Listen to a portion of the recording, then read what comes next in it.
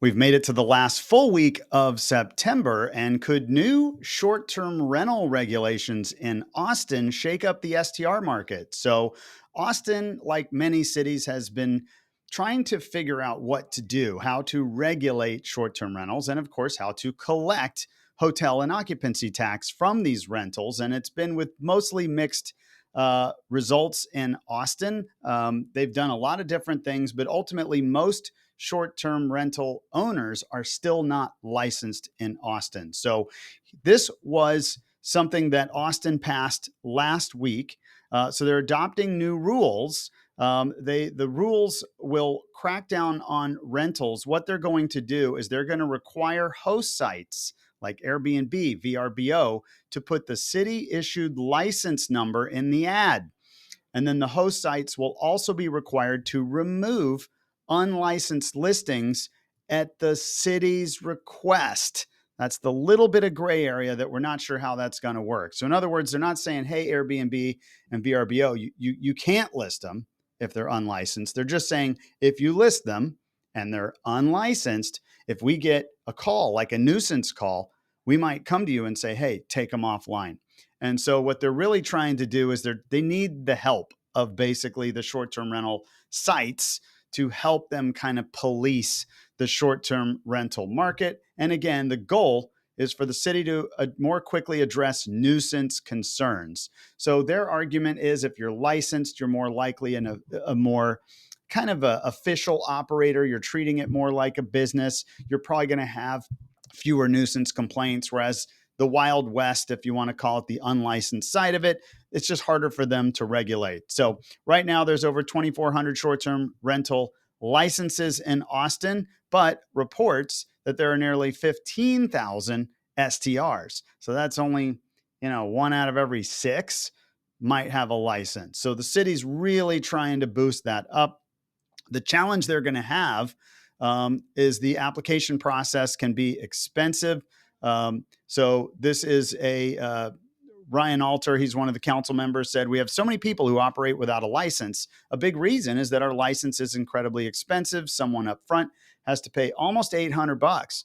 And if they're only doing that for a couple weekends, you're just renting a bedroom out in your house, that seems kind of overarching to have to deal with that. However, if you're doing it full time, you're running your Airbnb like a full-time little hotel, maybe that fee isn't as much. So the city is going to be looking at the costs, at the application process. They're going to go back kind of to that drawing board to try to get that part easier for short-term rental operators. And of course, just be aware, they're now going to have a little more power with Airbnb and VRBO to help kind of police how those get advertised. So this is Airbnb right now. And clearly that map is not showing nearly as many that we have. It's probably just showing me maybe the latest 10 or 20. But what's going to happen is they're going to start having a license number attached to these listings. And so they can police that. If I go to the short-term rental, this is some of the data set in Austin. As of right now, it looks like we have 2,461 rows, which would be individual accounts for licensees. And as we mentioned, there could be up to 15,000, regulated and unregulated short-term rentals in Austin. So pay attention to that. And let's see if this number goes up over the next 6 months, 12 months, as more people decide they're going to participate in the licensing program. All right. Well, the big news last week was the Federal Reserve cut their interest rate point. But this move, influenced by the softening labor market and political pressure, could lead to lower mortgage rates and increased housing demand. However, you've listened to me before, and I'll say it again, has nothing to do with that. So this is the mortgage rates today. This is higher than what it was when the Fed made their announcement, because the bond market dictates mortgage rates, especially if you want to kind of get an idea of where things are going. Watch news about the bond market. What are bond investors looking for? So I explained this to someone last weekend, and I'll explain it again. A bond is a return on your money. You're investing in national debt, and you want to get more return than the inflation rate. So if inflation's 2.9, you don't want to get 2.9. You want to get 4, maybe 4.25. And that's kind of where bonds are right now. Mortgages are considered, more risky. than a bond because the government backs the bonds, but the only person backing the mortgage is just you and I making mortgage payments. And so typically mortgages are going to be a couple points higher than the bond. So if inflation's 2.9, the bond's 4.25, mortgages are going to be about 6.5. Okay. So just follow that. That is how it's going to work. So if I scroll down here to the chart, this is the 30-year fixed rate mortgage. You can see rates were coming down. They were kind of pre-forecasting that the Fed was going to lower their rate. And also there was weak inflation data and weak job market data. So it was helping bring the mortgage rates down. This was the day before the Fed made the announcement at 6.13. Here's the day the Fed did announce. It jumped back up to 6.2. And then the last 3 days, which was the end of last week, it jumped back up to about 6.3. So it's not going crazy, but at the same time, it kind of, buy the news, sell the rate type deal. We've seen mortgage rates bounce up just a little bit, but long term, that is much lower than it was in the spring when we were about 7. So we've dropped a good maybe 75 basis points from mid spring on rates. All right, let's talk about September data. Sorry, this is August data. That's the last full month that we have. So sales were up just a skosh over last year, 1.5%. Listings were also up because that's been the big story. Supply. So listings are kind of outpacing sales still. Active listings up 14%. And that just means homes are staying on the market longer. So when you have a little bit more homes for sale, but a lot more active inventory, that means they're sitting on the home longer. Withdrawn and expireds have gone up. Sold price is up. So average sold price is up just a tiny amount over last year. And the median sold price was up in August. It was up, median sold price. So did we appreciate? Doesn't feel like it if you're a seller, and buyers probably don't feel like it either. But if you just take data, we were kind of flat, if you want to call it that, 1% there. On that.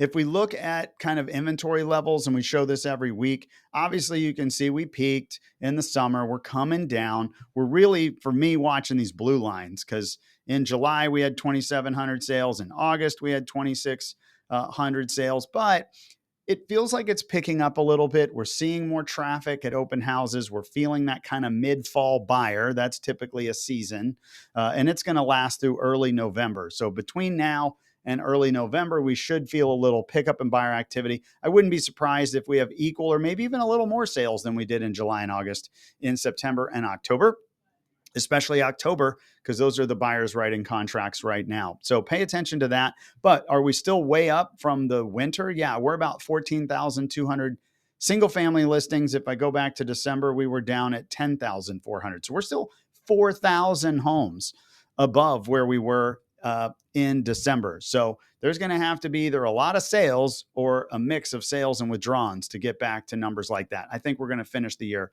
higher than that. Anyways, if you are a seller right now, the good news is rates have come down a little bit. The headlines are helping get buyers a little more excited about the rate. And of course, we're in the fall market. This is where the weather's decent. There's still a good amount of buyers that want to buy something before the end of the year. If you're a buyer right now, those are really all tailwinds for you. You've got still plenty of inventory to look at. You've got lowering rates, and yet I don't expect we're going to see a significant increase in buyer demand until at least next year. So that works in your favor. Anyways, make sure to follow our videos each and every week. You can go to our YouTube channel at Ryan Kelly Group and click that subscribe button. And of course, if you know somebody looking to buy, sell, invest, or hey, right now, refinance, this is a good opportunity to reach out to me. We've got several clients that are starting looking at that process because maybe they bought their house last year at a 7 or a 7.5, 6.25. That's more than a point off. You get a good opportunity to refinance. So reach out to us on that as well. Well, next week, we'll be wrapping up September and heading into October. Hope you guys have a great week and talk to you next week. Thanks.